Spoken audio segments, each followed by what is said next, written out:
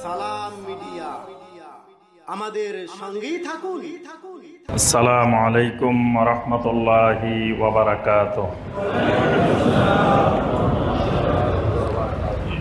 মুখদোষ কিন্তু এটা হক, বদনজর এটা সত্য, এটা হাদিস দ্বারা প্রমাণিত। এটা নবী সাল্লাল্লাহু আলাইহি ওয়াসাল্লাম হাসান এবং হুসাইন রাদিয়াল্লাহু তাআলা আনহুমাকে সবসময় একটা দোয়া পড়ে ফু দিয়ে দিতেন।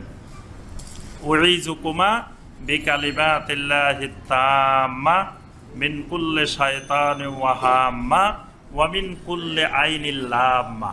এ ওয়া মিন কুল্লি আইনিল লাম্মা, আইনিল লাম্মা মানে নিন্দুকের কুদৃষ্টি থেকে, নিন্দুকের, খারাপ মানুষের কুদৃষ্টি, এই কুদৃষ্টি থেকে তোমাদেরকে আল্লাহর কাছে আশ্রয় চাচ্ছি।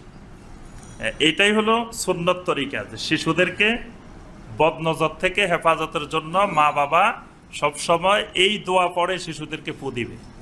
বদনজর থেকে হেফাজতের জন্য তাবিজ গলার মধ্যে এতগুলা লাগায় রাখা, তারপরে এখানে আবার কালো টিপ দিয়ে রাখা যাতে কারো বদনজর না লাগে, তারপরে ওই যে নারিকেলের গোটা, তারপরে বিভিন্ন বড়ই গোটা, বিভিন্ন ধরনের গোটা, এগুলা লাগায় রাখা, এগুলা শিরক।